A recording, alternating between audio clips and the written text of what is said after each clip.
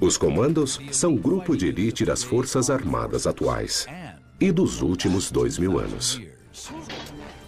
Inventos da Antiguidade está pesquisando como as forças especiais da Antiguidade operavam em todos os terrenos, das vastidões geladas do Ártico aos desertos da África. Que equipamento militar secreto permitiu que o exército sueco lutasse contra os invasores russos na neve profunda? Quais táticas usadas pelos soldados americanos no Iraque eram similares às inventadas pelos comandos egípcios 2000 anos antes? Como o estribo criou uma revolução comparável apenas à causada pelo tanque moderno? E por que os conquistadores enviaram uma unidade de elite em uma missão de vida ou morte nas profundezas de um vulcão ativo? A história heróica dos comandos em inventos da Antiguidade.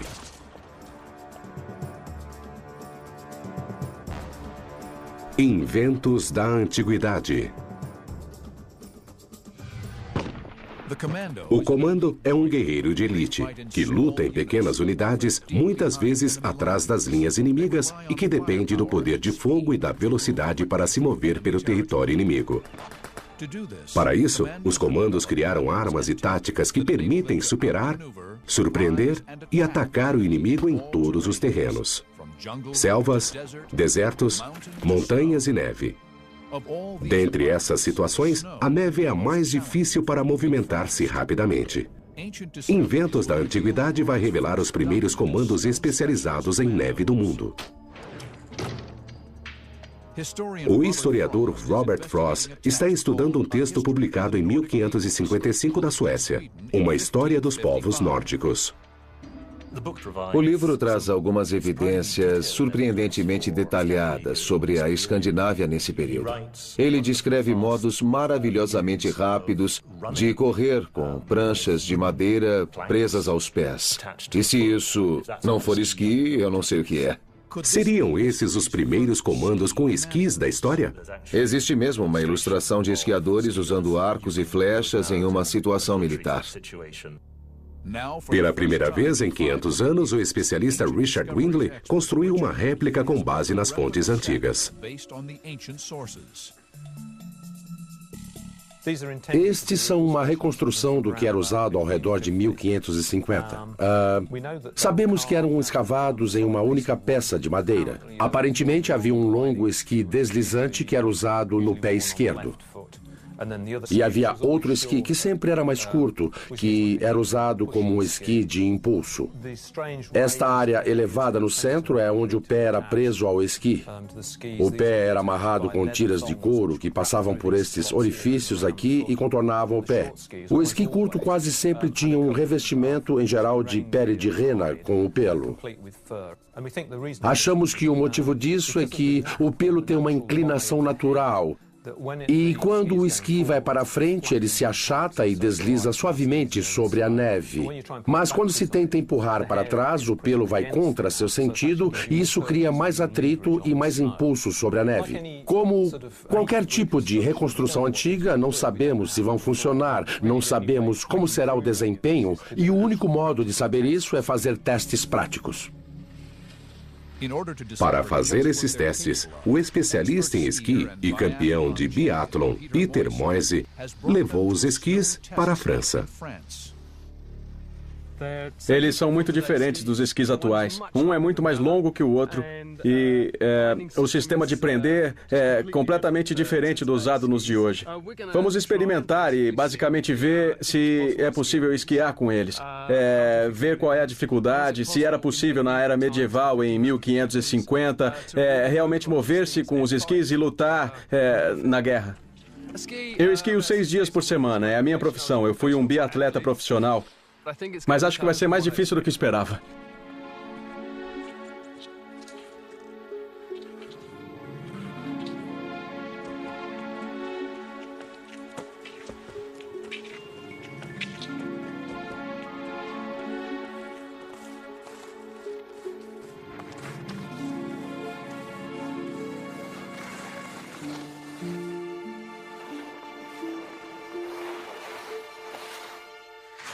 Tá ficando cada vez melhor. É bom. É muito melhor do que eu previa mesmo. O impulso do esqui com a pele é fantástico. Eu estou empurrando com a pele de rena, equilibrando e deslizando a pele de rena até a próxima parte. É só uma questão de equilíbrio. Tirar o peso de um esqui e passar para o outro esqui. Para avaliar a diferença entre esquiar e correr na neve funda, vamos usar uma câmera de dupla exposição numa pista de 90 metros. Agora, Peter vai correr contra si mesmo.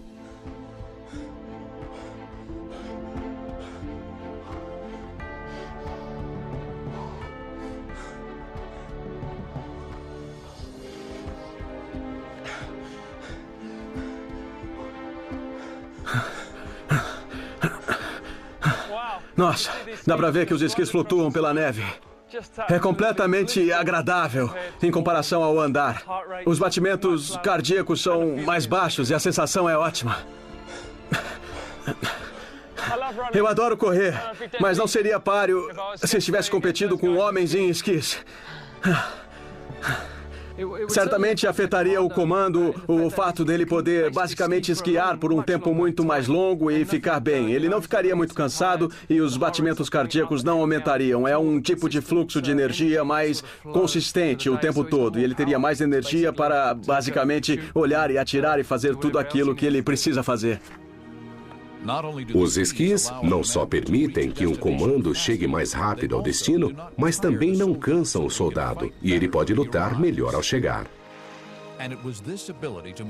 Foi essa capacidade de se mover rapidamente na neve que permitiu que 1.000 suecos defendessem seu país contra o exército invasor de 30 mil russos.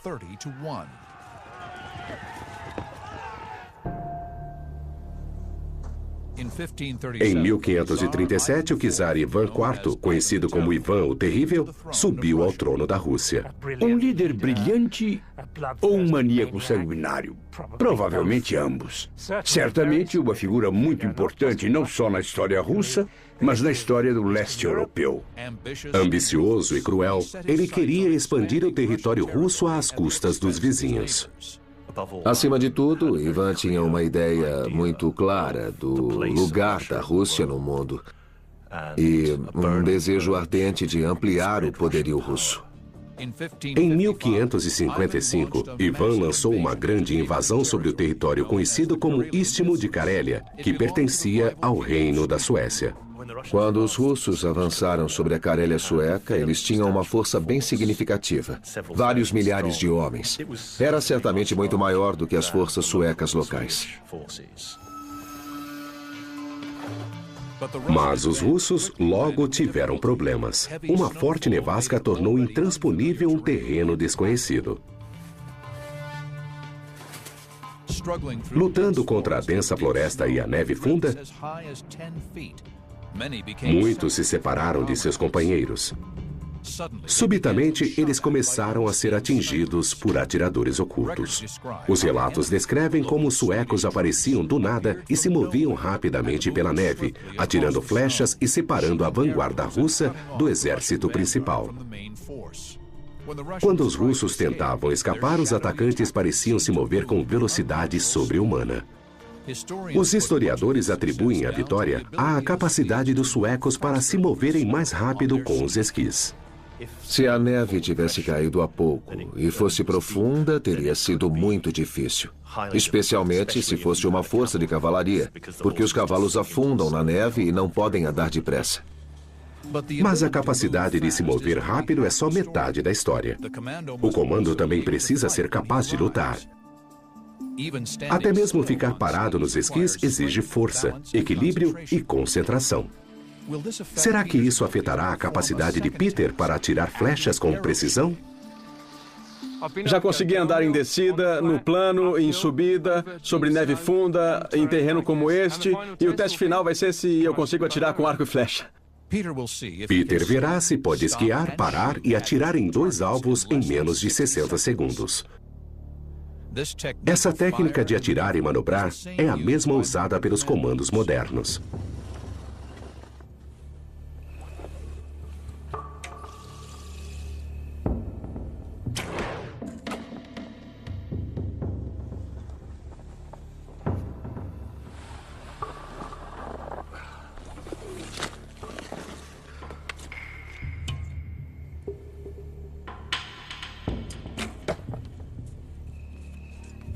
Peter atingiu os 2 alvos e seguiu em frente em apenas 54 segundos. Mesmo parando para atirar, ele ainda foi mais rápido do que se estivesse a pé. Não havia como os russos terem nenhuma chance contra os suecos, com este equipamento fantástico que eles tinham. Na época, eles conseguiam manobrar, ser rápidos e também podiam atingir os alvos. Como inventos da antiguidade mostrou, as forças suecas podiam se mover silenciosamente e rapidamente na neve com esses esquis. Enquanto seus alvos se arrastavam na neve, eles podiam se mover rápido, atirar, parar e continuar. Na verdade, eles bloquearam a vanguarda russa e a destruíram. O exército russo não teve chance. Emboscados pelos comandos suecos, 900 russos morreram e milhares abandonaram as armas na fuga. Considerando as forças envolvidas, foi uma grande vitória. E foram as tropas com esquis que venceram. Os comandos suecos com esquis salvaram o país de uma grande invasão. Mas 500 anos antes, outro equipamento militar inovador teve um efeito ainda maior no equilíbrio do poder entre exércitos em luta. Seu impacto reverberou durante os 1000 anos seguintes.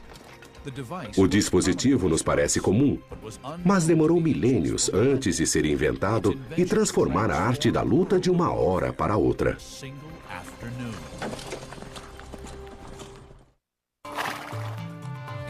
No século XI, um novo método de luta revolucionou a guerra. Um dispositivo aparentemente inócuo teve um impacto no campo de batalha tão grande quanto a invenção do tanque, quase 1000 anos depois. Esse equipamento quase não é mencionado nos livros de história. O estribo. Ouvimos sobre o estribo relativamente tarde na história da domesticação do cavalo e, como tantas boas invenções, ele surgiu primeiro na China nos séculos V e VI depois de Cristo. E se espalhou para o oeste, provavelmente pelo Império Bizantino, o Império Romano do Oriente e depois foi introduzido no Ocidente no século VIII. Embora os cavalos fossem usados em lutas há séculos, foi o estribo que transformou homem e cavalo em uma unidade de batalha armada. Como esse pequeno equipamento mudou o curso da história? Em outubro de 1066, o duque francês Guilherme, que depois foi chamado de Guilherme o Conquistador, invadiu a Inglaterra. Sua campanha começou na Batalha de Hastings. A Batalha de Hastings tornou-se um dos fundamentos da história da Inglaterra. Guilherme derrotou o rei anglo-saxão Harold e transformou a Inglaterra com um novo idioma e um novo sistema de governo. Guilherme o Conquistador era um homem admirável. Era um homem perfeito para coordenar pessoas. Ele era um grande líder de guerra. As tropas do rei Harold eram experientes, bem equipadas e numerosas. Por que perderam? A resposta está em um registro visual da batalha. A tapeçaria de Bayeux. A tapeçaria de Bayeux é muito importante como uma obra de arte, mas também é uma fonte única de táticas militares e armas da época. É a única fonte visual. Poucas batalhas da história têm uma referência visual que nos permite ver o que aconteceu em cada estágio do conflito. Graças a essa representação visual, podemos saber como a batalha foi travada em termos de armas e táticas. Ela mostra todos os vários aspectos em que os cavaleiros normandos lutavam a cavalo. Nossa pesquisa nos levou ao local da derrota histórica da Inglaterra, Battle Abbey. Este aqui é o local exato em que um dos grandes dramas da história aconteceu. Foi aqui que o exército inglês do rei Harold entrou em formação em 14 de outubro de 1066, depois de andar 380 quilômetros desde Yorkshire para enfrentar o exército invasor do duque Guilherme. Um exército diferente de tudo que Harold e suas tropas haviam enfrentado. Entre as inovações revolucionárias do exército de Guilherme estava um dispositivo simples: um estribo. Existem registros de selas, arreios e esporas usados por tribos etruscas na Itália mais de 2000 anos atrás. É surpreendente que o estribo só fosse inventado séculos depois. O estribo é um estabilizador e ele possibilita que você lute melhor porque ele forma uma plataforma em que apoiar o seu peso e tudo isso é impossível sem um estribo, porque você tem que se concentrar muito só em ficar no cavalo. Na Batalha de Hastings, a cavalaria normanda usou esse novo dispositivo. Até essa época, as batalhas sempre eram travadas a pé. Harold e os seus homens devem ter cavalgado até a Batalha de Hastings, mas lutaram a pé. Todo o exército inglês lutava a pé e a tática característica que os ingleses usavam, e na época eles eram a melhor infantaria da Europa, era formar sua famosa parede de escudos ou cerca-viva, uma muralha de homens com escudos entrelaçados mantendo uma posição. Os normandos perceberam que o estribo permitiria que lutassem montados. Hastings é uma batalha fascinante porque, de um lado, temos um exército invasor de cavaleiros armados, com muitos arqueiros, e do outro lado temos quase apenas infantaria armada com escudos, espadas e machados. Pela primeira vez, os métodos de luta tradicionais da Europa medieval enfrentaram a nova tecnologia e a tática dos normandos. Por que essa nova tecnologia possibilitou que Guilherme derrotasse o rei Harold da Inglaterra? Fomos a Warwickshire, na Inglaterra, para encontrar os especialistas Cor Woodey Martinez e Paul Ellis Smith. Eles vão investigar como este pequeno dispositivo criou uma nova tática de guerra: a carga da cavalaria de choque. Apenas uma minoria de cavaleiros são vistos na tapeçaria de Bayeux usando uma técnica inteiramente revolucionária, que é a técnica de lutar com uma lança apoiada. Essa tática só foi possível graças a invenções como o estribo. A técnica era segurar a lança sob o braço em uma posição apoiada e usar o corpo do cavaleiro, a lança e também o cavalo como um único projétil. À primeira vista, parece que o estribo permite que o cavaleiro se incline na sela e atinja alvos que estariam fora de alcance. Na verdade, o estribo permite que o cavaleiro fique firme na sela durante a luta. Inclinar-se o deixaria mais instável. Antes disso, o cavaleiro só podia atingir de leve com a lança. Um impulso mais forte o faria cair do cavalo. A tapeçaria de Bayeux ilustra pela primeira vez o uso da carga de choque, que realmente teve um efeito devastador na história do mundo. Para investigar o efeito dessa nova técnica, nós criamos uma arena de teste com um medidor de impacto fixado a uma silhueta, o alvo tradicional usado para a prática pelos cavaleiros medievais. Com esse aparelho, poderemos quantificar a força da cavalaria de choque normanda e compará-la com a efetividade das lanças usadas anteriormente nas batalhas. Estamos tentando pegar a tecnologia moderna e levá-la de volta à era medieval. O que temos aqui é um alvo e vamos cavalgar até ele e atingi-lo com uma lança o mais forte possível. E este aparelho aqui mede o impacto em quilos. Se eu virá-lo assim, dá para ver a placa de metal que pusemos aqui. Temos duas armas aqui, uma lança de 3 metros, bem pesada e que precisa ser presa sob o braço, e também temos o dardo usado como lança. Vamos medir o impacto dessas duas armas e ver qual é a diferença entre elas.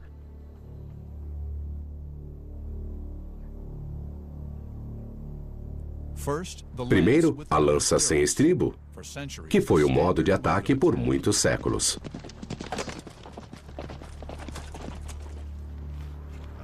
Deixa eu ver isso. Isso pareceu muito fraco. Foi quase nada, 31,7. É como uma flecha atirada. Faz sentido. Não houve quase força, não houve nenhum impacto. O golpe da lança sem usar estribo teria causado algum dano, mas o impacto sobre a batalha seria mínimo. Qual a diferença do estribo e da lança apoiada sobre a força do impacto? Será que essa combinação foi mesmo uma inovação revolucionária, como dizem os historiadores? Qual o impacto da lança apoiada em comparação com a lança comum?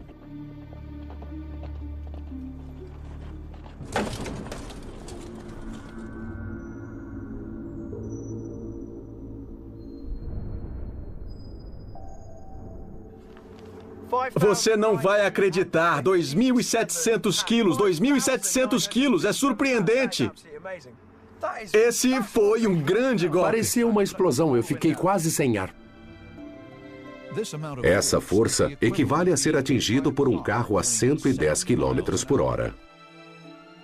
O estribo transformou cavaleiro, cavalo e lança em uma unidade armada móvel que pode derrubar qualquer inimigo em seu caminho. Isso foi realmente revolucionário porque permitiu que a cavalaria se transformasse em alguns anos de arma de ataque em arma de choque, e isso foi diretamente equivalente à invenção moderna do tanque, e teve o mesmo tipo de impacto sobre as batalhas.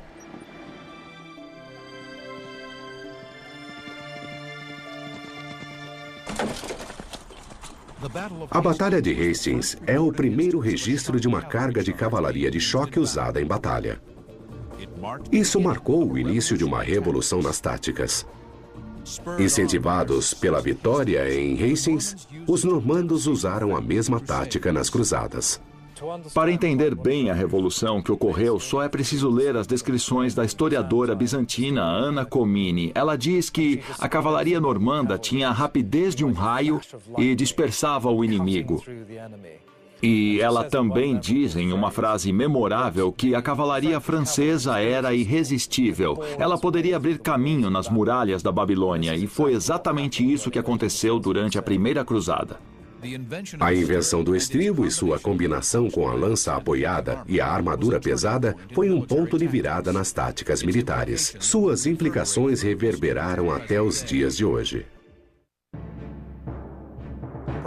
Talvez o melhor exemplo dos comandos modernos sejam os paraquedistas, que são lançados atrás das linhas de combate e ficam cercados pelos inimigos.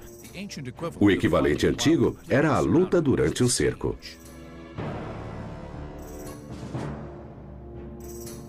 Os comandos das cidades sitiadas podiam romper o cerco e levar a luta até o inimigo.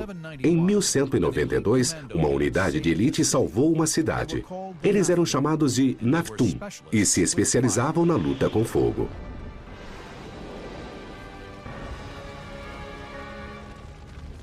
Durante a Terceira Cruzada, em 1190, os invasores cristãos sitiaram a cidade de Acre. Acre era extremamente importante porque era o principal porto na costa palestina. Esse era o melhor porto, e quem o controlasse poderia enviar suprimentos para exércitos no continente ou impedir que exércitos no continente recebessem suprimentos por mar. Era uma posição estratégica. Os cristãos cercaram Acre e instalaram máquinas de ataque. Carregada com armas, arqueiros e catapultas, a torre de sítio dava aos atacantes uma vantagem contra as muralhas da cidade. Torres de sítio de madeira eram uma importante peça de ataque de tecnologia ofensiva há milhares de anos, desde os tempos mais antigos. Sua importância era permitir que os arqueiros atirassem nos defensores das muralhas. Como os defensores poderiam contra-atacar essas máquinas de guerra? O único modo em que uma torre de sítio poderia ser destruída ou derrotada, no sentido tático, era queimá-la. Os defensores da cidade fizeram tentativas de queimar as torres de sítio, mas não tiveram êxito. Parecia que as torres tinham sido construídas com proteção contra incêndio. O principal modo de defender uma estrutura de madeira como essa era realmente colocar as peles de animais recém-abatidos, não o couro, mas realmente a pele do animal. É algo bem nojento para o gosto moderno, mas se for colocada na estrutura de madeira com o pelo para dentro, ou seja, com o interior da pele para fora, temos um tipo de material macio e úmido ao qual é praticamente impossível atear fogo e que age como uma camada anti-incêndio. Richard Wingley está pesquisando como os defensores conseguiram superar a defesa antifogo das torres e salvar a cidade. Uma testemunha ocular diz que um comando estava dentro da cidade. Um membro da famosa brigada Naftum. As brigadas Naftum ou Naftim eram tropas treinadas especificamente no uso de armas de fogo. Em seu arsenal de armas incendiárias havia diversas granadas. Pequenos vasos cerâmicos parecidos com o que tenho aqui. O consenso atual é que eram provavelmente granadas de nafta. A nafta é um tipo de subproduto de petróleo. Porém, de que serviria uma granada incendiária contra um alvo não inflamável? Se a torre fosse coberta com peles grossas, úmidas e frescas, eu acho que seria incrivelmente difícil fazê-las pegar fogo. O texto conta a história fascinante do que o comando antigo fez. Ele não as acendeu e jogou nas torres de sítio. Ele jogou algumas delas sem acender. E os atacantes pensaram: o que é isso? Não é nada, isso é bobagem, e as trataram com um pouco de descaso. Os cruzados ridicularizaram os defensores depois de um longo tiroteio de granadas apagadas, sem que uma única chama fosse vista. Para descobrir o que aconteceu, Richard e David Nicol construíram uma réplica de uma torre cruzada revestida com peles frescas e se armaram com granadas Naftoon. Quanto às origens, não está inteiramente claro se foram feitas para quebrar ou se foram feitas para continuar a queimar como um tipo de incêndio contínuo, talvez com o fogo aparecendo no final. Algo assim, nós simplesmente não sabemos. Será divertido ver se elas têm um efeito comparável ao que nós vemos. Como o comando defensor no sítio de Acre, Richard jogará primeiro algumas granadas apagadas.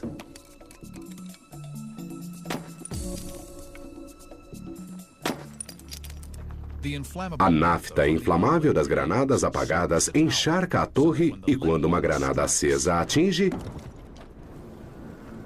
Ótimo. Deu certo. Como o texto descreve, a torre de sítio incendiou-se completamente.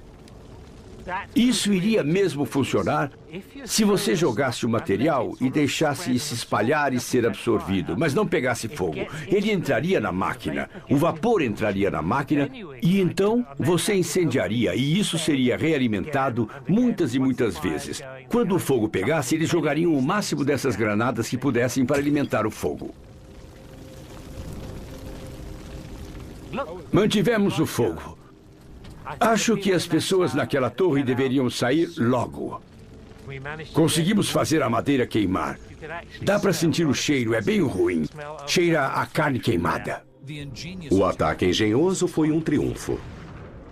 As torres queimaram completamente. Todos os homens dentro delas foram queimados. E a história diz que os atacantes ficaram tão desmoralizados com isso que levantaram o cerco e desapareceram. Nosso próximo evento da antiguidade revelará semelhanças entre táticas usadas nos céus do Oriente Médio na Guerra do Iraque e as usadas pela cavalaria nos mesmos desertos mais de 2000 anos antes. Ambas envolvem uma arma crucial para os comandos, a arte de se ocultar. 2000 anos atrás, o rei Ptolomeu usou técnicas de comando para defender o Egito contra uma grande invasão de cavalaria.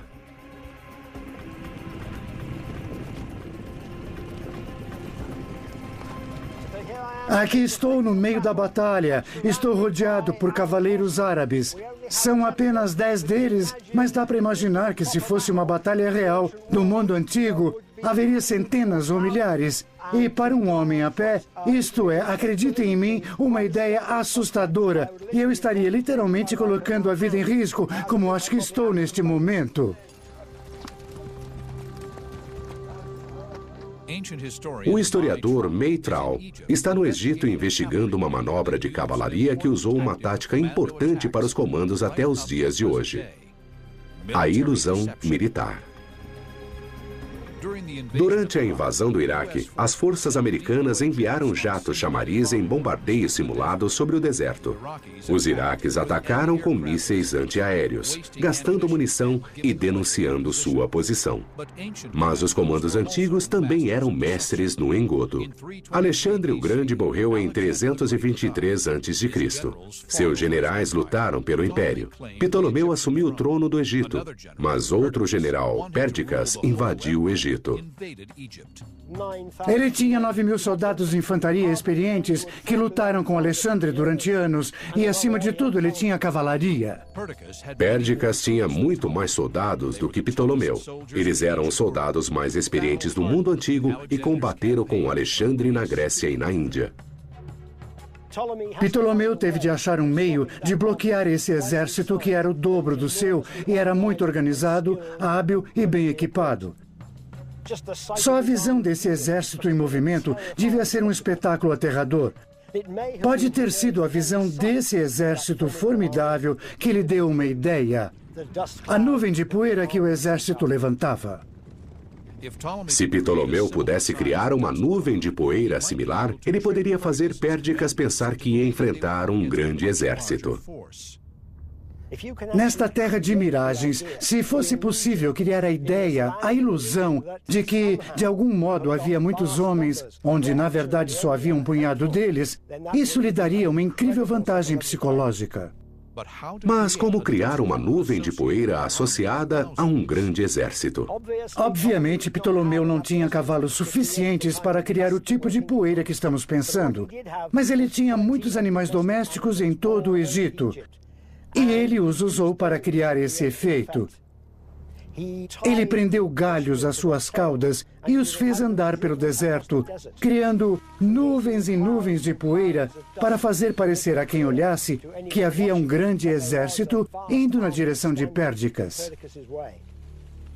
Mai quer descobrir se isso é possível. Primeiro, veremos quanta poeira é criada por um grupo de cavalos. E depois, veremos se um grupo de animais domésticos pode levantar uma nuvem do mesmo tamanho. Na coluna atrás de mim, podemos ver 10 magníficos cavalos árabes e seus cavaleiros. E eles vêm em nossa direção como muitos mais teriam feito na Batalha de Polúcia. A poeira levantada por 10 cavalos é claramente visível no deserto. Quanto mais rápido cavalgarem, mais poeira, mais terror e mais ruído.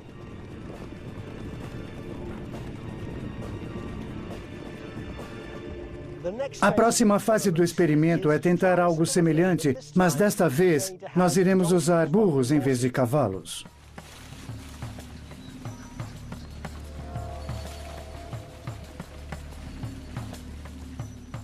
Bom, eu não sei quem eles são, não sei o que eles são. Tudo que vejo é poeira, e muita poeira. Eu sei que de fato há apenas 10 burros ali, e veja toda a poeira que é levantada. Nós só temos 10 burros ali, mas obviamente Ptolomeu tinha muito mais que isso. Imagine o efeito que a poeira teria se tivéssemos 20 vezes mais burros. Ptolomeu poderia fazer isso e muito, muito mais em um grau incrível. Temos de nos colocar no lugar do exército de Pérgicas. Eles não saberiam que, de fato, isso era simplesmente um antigo truque de ilusão. Mai descobriu que, com o uso de galhos, 10 burros produzem muito mais poeira que 10 cavalos, criando a ilusão de uma grande força de ataque. Os experimentos que fizemos hoje provaram conclusivamente que Ptolomeu realizou um estratagema muito, muito inteligente mesmo. Teve tudo a ver com pensar de modo prático, teve tudo a ver com enganar o inimigo se não pode vencê-lo. E foi isso exatamente que Ptolomeu fez. A guerra terminou antes de começar. Milhares de soldados foram salvos da morte. Pérgicas fracassou e pagou o preço. A invasão havia terminado. Os exércitos não perdoam generais que perdem. E seus próprios homens se rebelaram e o esfaquearam até a morte. O sonho de ser o próximo Alexandre acabou. Ptolomeu tornou-se o primeiro rei egípcio e seu legado existe até hoje. Foi provavelmente muito bom que Ptolomeu ficou no Egito e manteve a posse do país, porque ele acabou fundando a última dinastia do Egito. E sem isso, o país teria sido dividido entre os generais em conflito e não teria durado por mais de 300 anos. Graças a Ptolomeu, o Egito dominou nossa imaginação até os dias de hoje. Mai descobriu a verdade por trás de uma das derrotas mais importantes da história. Obtida não pela força, mas pela inteligência e pelo engodo. Nosso último invento da antiguidade revela a história de uma das mais corajosas operações de comando de todos os tempos. Não contra um inimigo humano, mas contra uma força da natureza. Por toda a história, os homens viajaram até os confins da Terra em busca de riquezas e glória. Mas raramente se viu tanta bravura ao enfrentar as profundezas ardentes. Inventos da antiguidade revelam o que impeliu um grupo de comandos a se aventurar onde ninguém ousaria, na cratera de um vulcão ativo.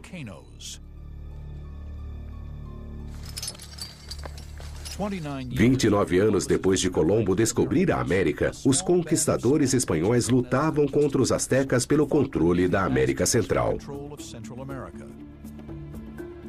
Foi uma luta que destruiu toda uma civilização e mudou a face do continente para sempre. O México era um grande território não descoberto, onde eles pensavam que iriam achar o que eles procuravam: ouro. Os conquistadores eram liderados por Fernández Cortés, e seu zelo religioso e desejo de riquezas inspiraram neles uma determinação implacável. Cortés estava desesperado por pólvora, pois as armas de fogo eram sua principal vantagem sobre os astecas. Ela estava acabando e ele precisava fazer mais. Para isso, ele precisava de 3 ingredientes: carvão, salitre e enxofre. Carvão e salitre não eram um problema, mas ele precisava desesperadamente de enxofre. O enxofre era extraído de rochas em fornalhas complexas. Mas Cortés não tinha tempo nem recursos para isso. Porém, ele conhecia outra fonte. O enxofre ocorre naturalmente nos vulcões ativos. Produzido por processos geológicos, ele se deposita ao redor de fontes quentes chamadas fumarolas. Mas elas se situam principalmente dentro da cratera. Será que Cortés era determinado bastante para enviar homens a esse inferno? As cartas ao rei da Espanha trazem relatos detalhados de uma expedição de uma equipe de elite liderada pelo oficial Montaño. Era uma missão suicida para coletar enxofre no vulcão Popocatépetl, um dos maiores na América Central, temido e venerado pelos astecas. Popocatépetl é um vulcão perigoso se estiver perto do vulcão a poucos quilômetros. Atualmente, a zona de segurança é de 12 quilômetros, mas de 4 a 6 quilômetros é muito perigoso, extremamente perigoso. Quero experimentar como foi para os homens de Cortés e preciso encontrar outro vulcão semelhante às condições na época dos conquistadores. No sudoeste do México, existe um vulcão chamado El Chichón. O tamanho e a profundidade da cratera são similares ao Popocatépetl, na época da missão de Montaño. Estamos para atravessar esse misto de selva, arbustos e rios e subir aquelas montanhas ali até a cratera do vulcão. Só temos de levar o kit necessário para um documentário de TV. Os conquistadores precisavam de armas, armaduras, equipamento e fazer um enorme esforço só para buscar enxofre suficiente para fazer pólvora e manter o domínio de Cortés sobre o país. Os homens de Montaño fizeram um esforço extremo para subir um dos picos mais altos da América Central, a uma altitude de quase 6.000 metros. Eles andaram 2 dias por um terreno inóspito, mas nada podia prepará-los para o que veriam no topo. Conseguimos montar um acampamento base na borda da cratera. É fácil imaginar como deve ter sido para Montaño e seus homens naquela aventura muito desesperada. O plano para amanhã é realmente descer na cratera e tentar coletar algum enxofre, como Montaño fez 500 anos atrás.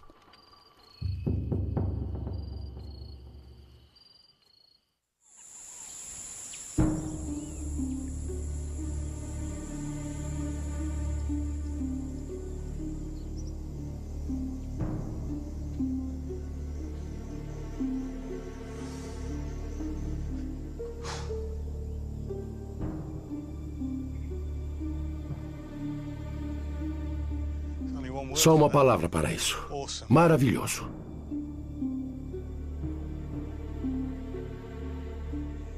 Chegamos no escuro sem ideia do que esperar aqui. Isto é maravilhoso, realmente valeu a pena.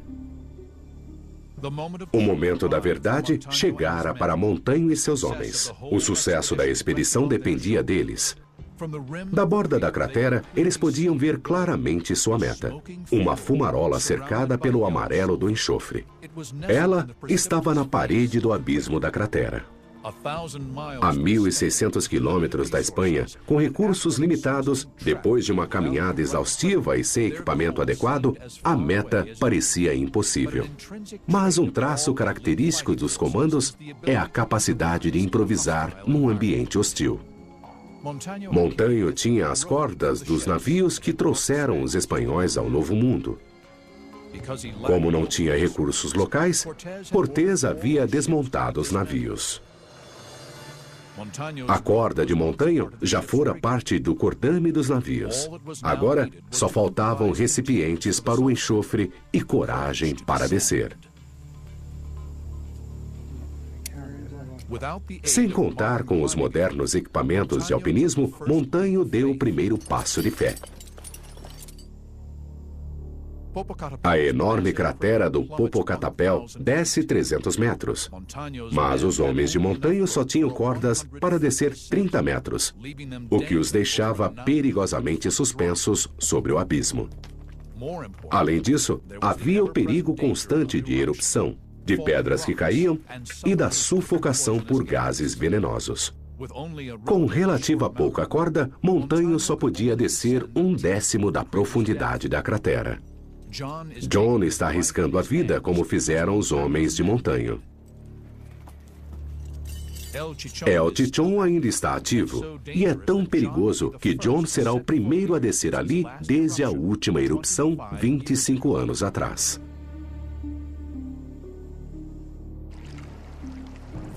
As fumarolas dentro da cratera expelem gases quentes e água fervendo. Muitos dos gases aqui podem matar, mas eles também produzem o enxofre, que fora tão necessário para Montanho. Os comandos de Montanho começaram a trabalhar depressa e coletaram surpreendentes 130 quilos de enxofre. Isso é o bastante para fazer 1.200 quilos de pólvora. Uma grande quantidade. Isso foi o bastante para cada um dos atiradores de Cortés, que tinha 80 homens com mosquetes, e cada um deles teria pólvora suficiente para 350 tiros. Foi a pólvora necessária para garantir o domínio do México e para completar sua conquista. Armados e com a garantia da vantagem tecnológica, nada podia impedir os homens de Cortés. Em poucos anos, a população azteca foi destruída e um grande império foi vencido. Embora eu não tenha muito respeito pelos conquistadores e pelo que fizeram no México, não há como não ter nada além de total admiração e respeito por Montanho e sua equipe. A missão heróica de Montanho para descer em um vulcão ativo transformou-se em lenda.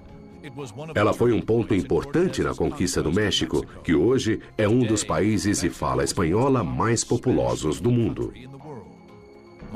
A missão de Montanho em busca de enxofre mudou a face de um continente.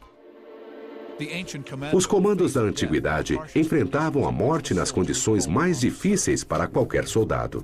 Para realizar missões impossíveis, eles usaram inventos e engenhosidade para superar os obstáculos.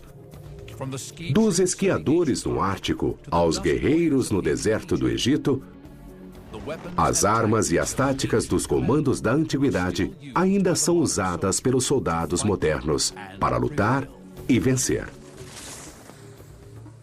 Improvisar num ambiente hostil. Montanho tinha as cordas dos navios que trouxeram os espanhóis ao Novo Mundo. Como não tinha recursos locais, Cortés havia desmontado os navios. A corda de Montanho já fora parte do cordame dos navios. Agora, só faltavam recipientes para o enxofre e coragem para descer. Sem contar com os modernos equipamentos de alpinismo, Montanho deu o primeiro passo de fé. A enorme cratera do Popocatépetl desce 300 metros. Mas os homens de Montanho só tinham cordas para descer 30 metros, o que os deixava perigosamente suspensos sobre o abismo. Além disso, havia o perigo constante de erupção, de pedras que caíam e da sufocação por gases venenosos. Com relativa pouca corda, Montanho só podia descer 1/10 da profundidade da cratera. John está arriscando a vida como fizeram os homens de Montanho. El Chichón ainda está ativo e é tão perigoso que John será o primeiro a descer ali desde a última erupção 25 anos atrás.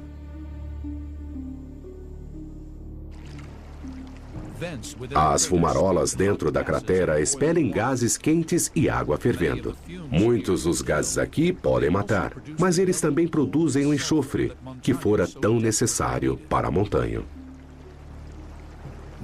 Os comandos de Montanho começaram a trabalhar depressa e coletaram surpreendentes 130 quilos de enxofre. Isso é o bastante para fazer 1.200 quilos de pólvora. Uma grande quantidade. Isso foi o bastante para cada um dos atiradores de Cortés, que tinha 80 homens com mosquetes, e cada um deles teria pólvora suficiente para 350 tiros. Foi a pólvora necessária para garantir o domínio do México e para completar sua conquista. Armados e com a garantia da vantagem tecnológica, nada podia impedir os homens de Cortés. Em poucos anos, a população asteca foi destruída e um grande império foi vencido.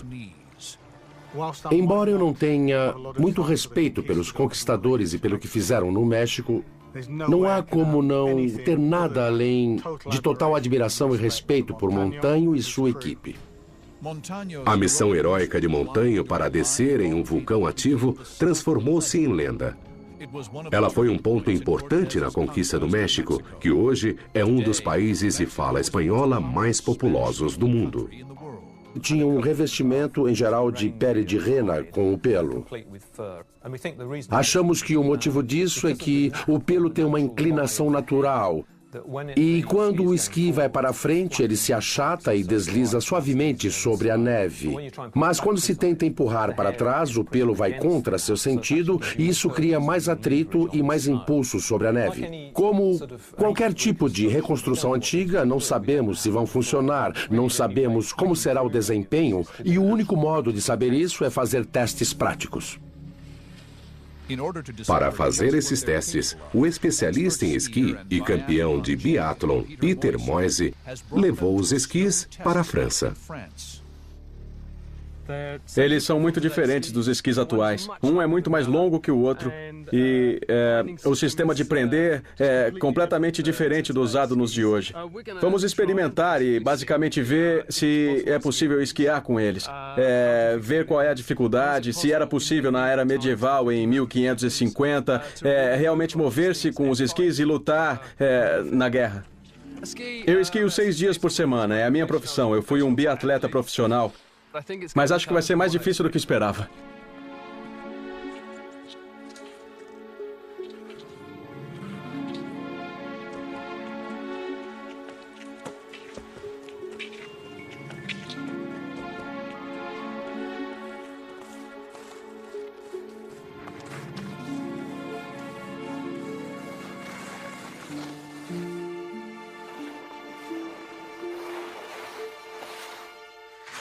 Tá ficando cada vez melhor. É bom. É muito melhor do que eu previa mesmo. O impulso do esqui com a pele é fantástico. Eu estou empurrando com a pele de rena, equilibrando e deslizando a pele de rena até a próxima parte. É só uma questão de equilíbrio. Tirar o peso de um esqui e passar para o outro esqui.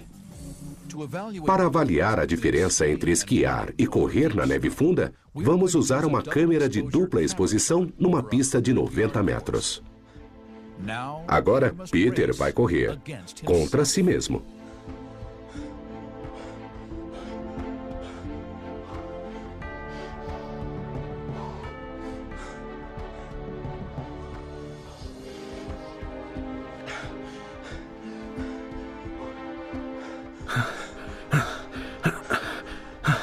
Nossa, dá pra ver que os esquis flutuam pela neve. É completamente agradável em comparação ao andar.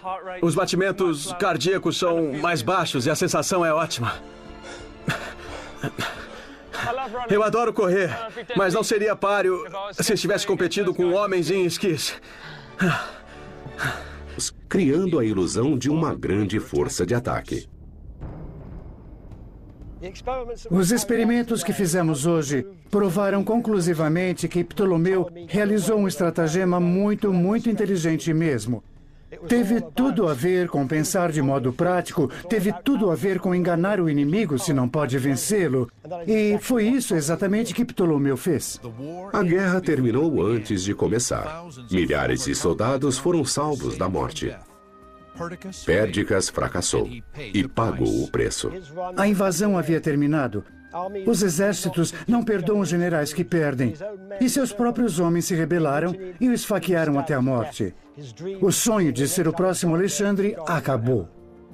Ptolomeu tornou-se o primeiro rei egípcio e seu legado existe até hoje. Foi provavelmente muito bom que Ptolomeu ficou no Egito e manteve a posse do país, porque ele acabou fundando a última dinastia do Egito. E sem isso, o país teria sido dividido entre os generais em conflito e não teria durado por mais de 300 anos. Graças a Ptolomeu, o Egito dominou nossa imaginação até os dias de hoje. Mai descobriu a verdade por trás de uma das derrotas mais importantes da história. Obtida não pela força, mas pela inteligência e pelo engodo.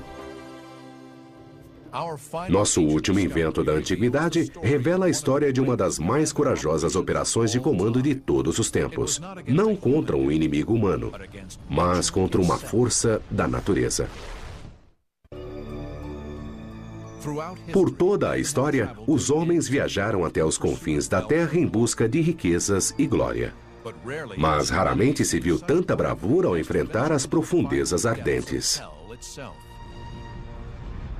Inventos da antiguidade revelam o que impeliu um grupo de comandos a se aventurar onde ninguém ousaria, na cratera de um vulcão ativo.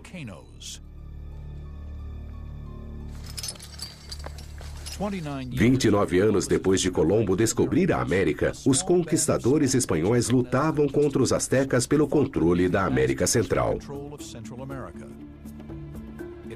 Foi uma luta que destruiu toda uma civilização e mudou a face do continente para sempre. O México era um grande território não descoberto, onde eles pensavam que iriam achar o que eles procuravam: ouro. Os conquistadores eram liderados por Fernández Cortés, e seu zelo religioso e desejo de riquezas inspiraram neles uma determinação implacável.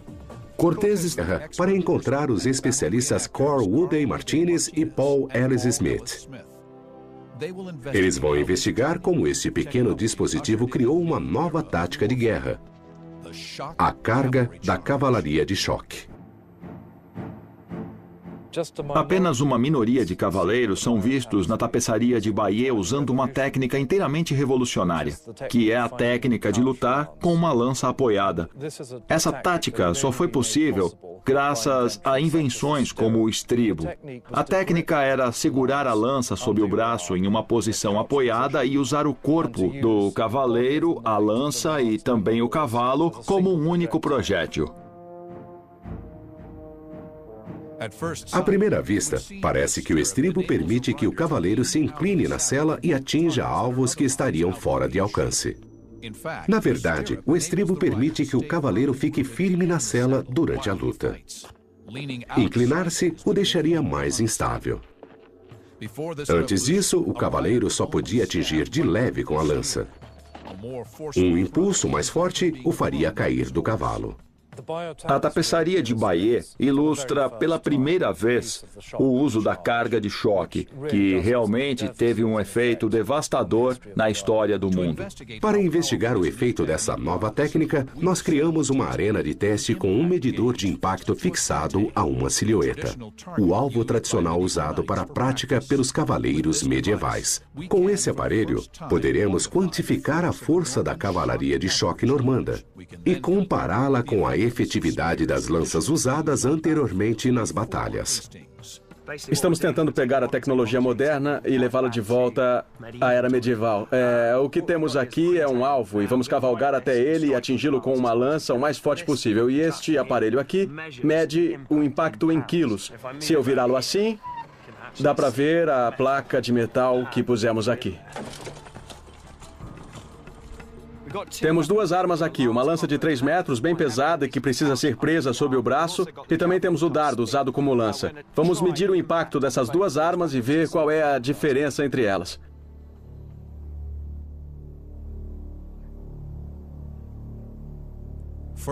Primeiro, a lança sem estribo, que foi o modo de ataque por muitos séculos.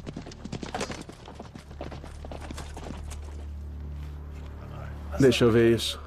Isso pareceu muito fraco. Foi quase nada, 31,7. É como uma flecha atirada. Faz sentido. Não houve quase força, não houve nenhum impacto. O golpe da lança sem usar estribo teria causado algum dano, mas o impacto sobre a batalha seria mínimo. Qual a diferença do estribo e da lança apoiadas? Podiam romper o cerco e levar a luta até o inimigo.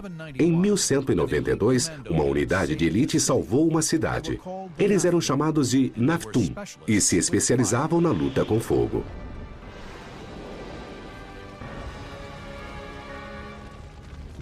Durante a Terceira Cruzada, em 1190, os invasores cristãos sitiaram a cidade de Acre. Acre era extremamente importante porque era o principal porto na costa palestina.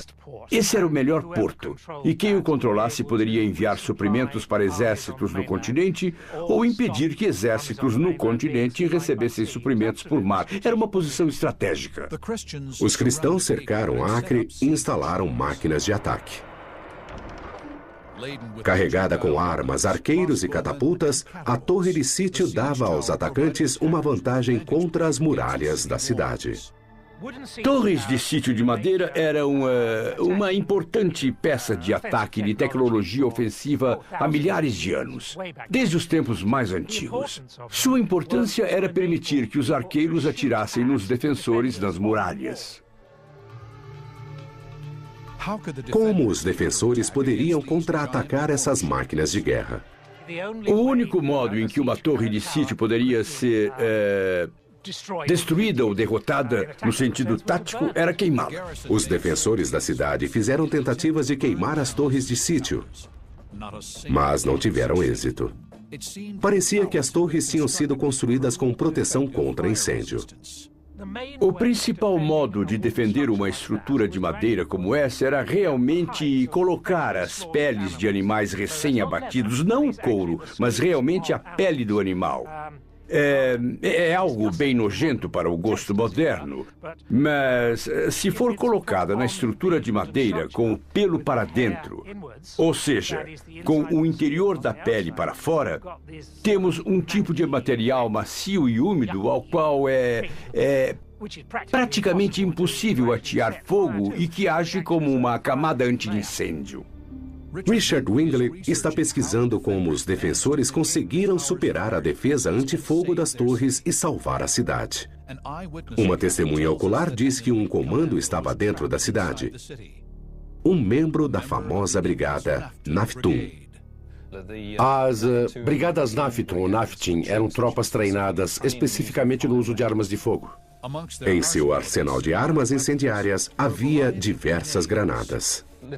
Pequenos vasos cerâmicos parecidos com o que tenho aqui. O consenso atual é que eram provavelmente granadas de nafta. A nafta é um tipo de subproduto de petróleo. Porém, de que serviria uma granada? Eles são, não sei o que eles são. Tudo que vejo é poeira e muita poeira. Eu sei que de fato há apenas 10 burros ali e veja toda a poeira que é levantada. Nós só temos 10 burros ali, mas obviamente Ptolomeu tinha muito mais que isso. Imagine o efeito que a poeira teria se tivéssemos 20 vezes mais burros. Ptolomeu poderia fazer isso e muito, muito mais em um grau incrível. Temos de nos colocar no lugar do exército de Pérgicas. Eles não saberiam que, de fato, isso era simplesmente um antigo truque de ilusão. Mai descobriu que, com o uso de galhos, 10 burros produzem muito mais poeira que 10 cavalos, criando a ilusão de uma grande força de ataque. Os experimentos que fizemos hoje provaram conclusivamente que Ptolomeu realizou um estratagema muito, muito inteligente mesmo. Teve tudo a ver com pensar de modo prático, teve tudo a ver com enganar o inimigo se não pode vencê-lo. E foi isso exatamente que Ptolomeu fez. A guerra terminou antes de começar. Milhares de soldados foram salvos da morte. Pérgicas fracassou e pagou o preço. A invasão havia terminado. Os exércitos não perdoam os generais que perdem. E seus próprios homens se rebelaram e o esfaquearam até a morte. O sonho de ser o próximo Alexandre acabou. Ptolomeu tornou-se o primeiro rei egípcio e seu legado existe até hoje. Foi provavelmente muito bom que Ptolomeu ficou no Egito e manteve a posse do país, porque ele acabou fundando a última dinastia do Egito. E sem isso, o país teria sido dividido entre os generais em conflito e não teria durado por mais de 300 anos. Graças a Ptolomeu, o Egito dominou nossa imaginação até os dias de hoje.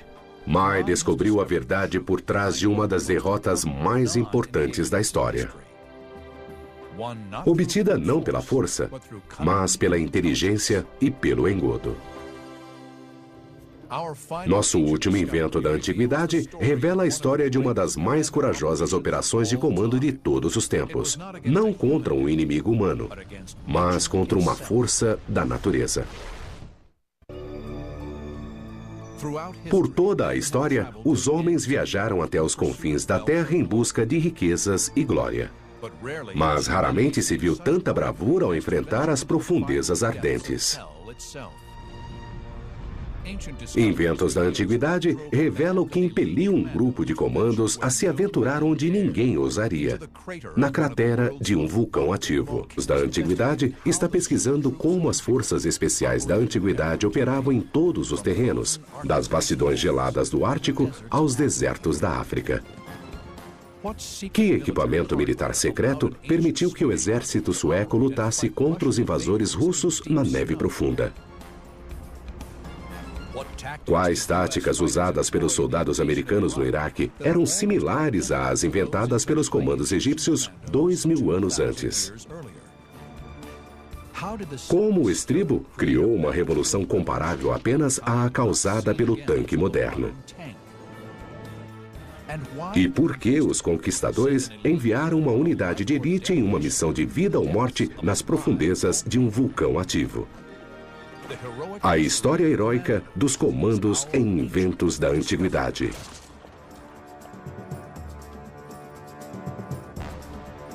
Inventos da antiguidade.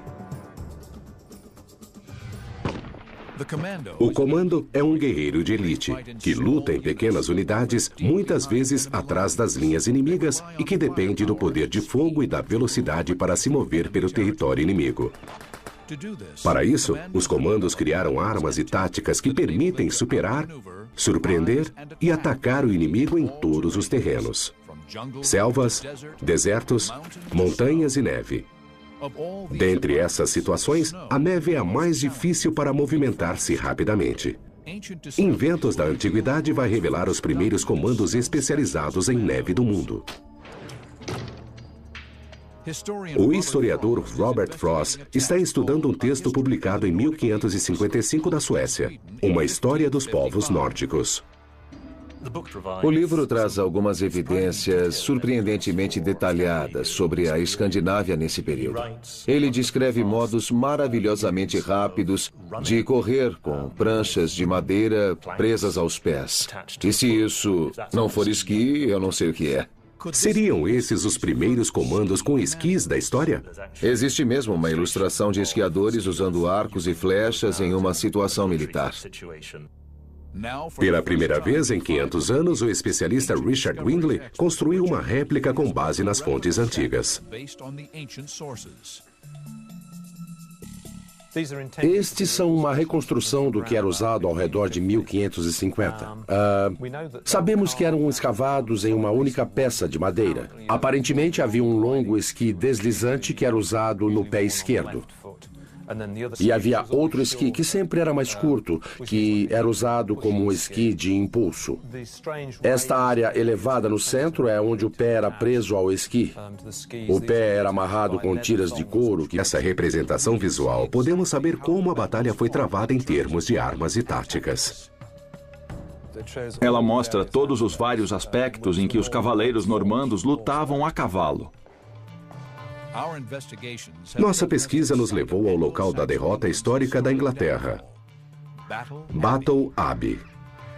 Este aqui é o local exato em que um dos grandes dramas da história aconteceu. Foi aqui que o exército inglês do rei Harold entrou em formação em 14 de outubro de 1066, depois de andar 380 quilômetros desde Yorkshire para enfrentar o exército invasor do Duque Guilherme. Um exército diferente de tudo que Harold e suas tropas haviam enfrentado. Entre as inovações revolucionárias do exército de Guilherme estava um dispositivo simples: o estribo. Existem registros de selas, arreios e esporas usados por tribos etruscas na Itália mais de 2000 anos atrás. É surpreendente que o estribo só fosse inventado séculos depois. O estribo é um estabilizador e ele possibilita que você lute melhor porque ele forma uma plataforma em que apoiar o seu peso, e tudo isso é impossível sem um estribo, porque você tem que se concentrar muito só em ficar no cavalo. Na Batalha de Hastings, a cavalaria normanda usou esse novo dispositivo. Até essa época, as batalhas sempre eram travadas a pé. Harold e os seus homens devem ter cavalgado até a Batalha de Hastings, mas lutaram a pé. Todo o exército inglês lutava a pé, e a tática característica que os ingleses usavam, e na época eles eram a melhor infantaria da Europa, era formar sua famosa parede de escudos ou cerca-viva, uma muralha de homens com escudos entrelaçados mantendo uma posição. Os normandos perceberam que o estribo permitiria que lutassem montados. Hastings é uma batalha fascinante porque, de um lado, temos um exército invasor de cavaleiros armados, com muitos arqueiros, e do outro lado temos quase apenas infantaria armada com escudos, espadas e machados. Pela primeira vez, os métodos de luta tradicionais da Europa medieval enfrentaram a nova tecnologia e a tática dos normandos. Por que essa nova tecnologia possibilitou que Guilherme derrotasse o rei Harold da Inglaterra? Fomos a Warwickshire, na Inglaterra, para encontrar os especialistas Cor Woodey Martinez e Paul Ellis Smith. Eles vão investigar como este pequeno dispositivo criou uma nova tática de guerra: a carga da cavalaria de choque. Apenas de teste com um medidor de impacto fixado a uma silhueta, o alvo tradicional usado para a prática pelos cavaleiros medievais. Com esse aparelho, poderemos quantificar a força da cavalaria de choque normanda e compará-la com a efetividade das lanças usadas anteriormente nas batalhas. Estamos tentando pegar a tecnologia moderna e levá-la de volta à era medieval. O que temos aqui é um alvo e vamos cavalgar até ele e atingi-lo com uma lança o mais forte possível. E este aparelho aqui mede o impacto em quilos. Se eu virá-lo assim, dá para ver a placa de metal que pusemos aqui. Temos duas armas aqui, uma lança de 3 metros, bem pesada e que precisa ser presa sob o braço, e também temos o dardo usado como lança. Vamos medir o impacto dessas duas armas e ver qual é a diferença entre elas.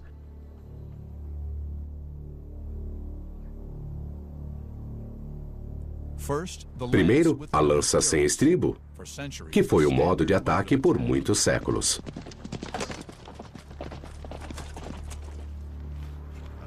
Deixa eu ver isso. Isso pareceu muito fraco. Foi quase nada, 31,7. É como uma flecha atirada. Faz sentido. Não houve quase força, não houve nenhum impacto. O golpe da lança sem usar estribo teria causado algum dano, mas o impacto sobre a batalha seria mínimo. Qual a diferença do estribo e da lança apoiada sobre a força do impacto? Será que essa combinação foi mesmo uma inovação revolucionária, como dizem os historiadores? Qual o impacto da lança apoiada em comparação com a lança comum?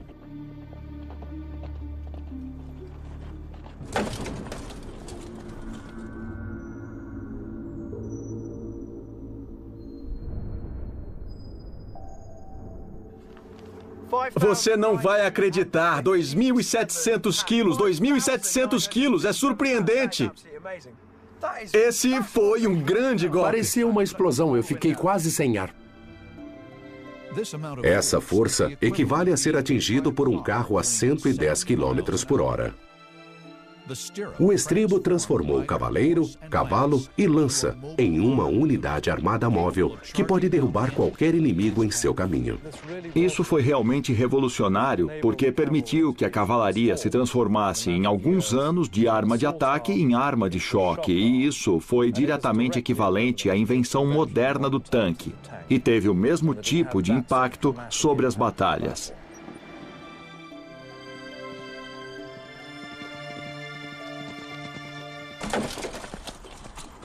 A Batalha de Hastings é o primeiro registro de uma carga de cavalaria de choque usada em batalha. Isso é muito fraco. Foi quase nada, 31,7. É como uma flecha atirada. Faz sentido. Não houve quase força, não houve nenhum impacto. O golpe da lança sem usar estribo teria causado algum dano, mas o impacto sobre a batalha seria mínimo. Qual a diferença do estribo e da lança apoiada sobre a força do impacto? Será que essa combinação foi mesmo uma inovação revolucionária, como dizem os historiadores? Qual o impacto da lança apoiada em comparação com a lança comum?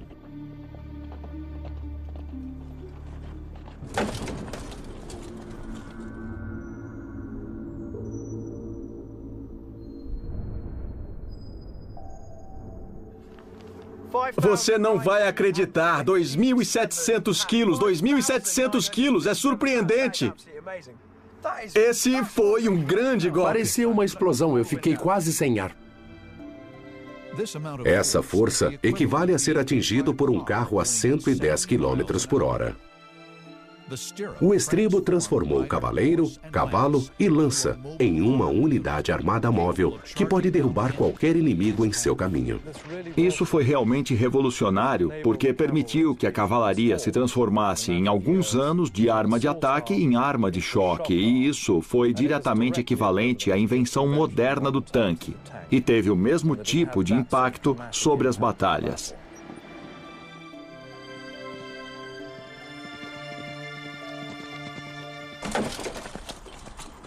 A Batalha de Hastings é o primeiro registro de uma carga de cavalaria de choque usada em batalha.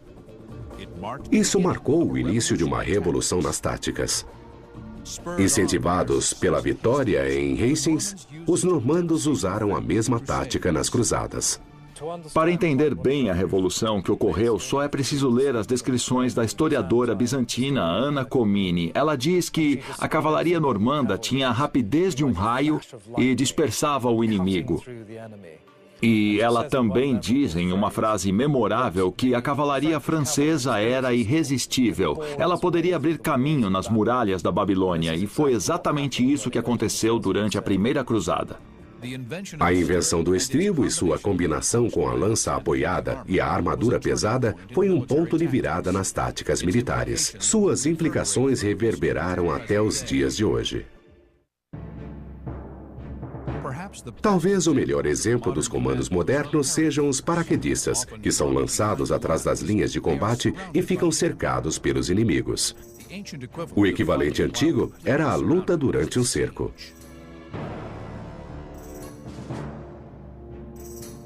Os comandos da cidade sitiada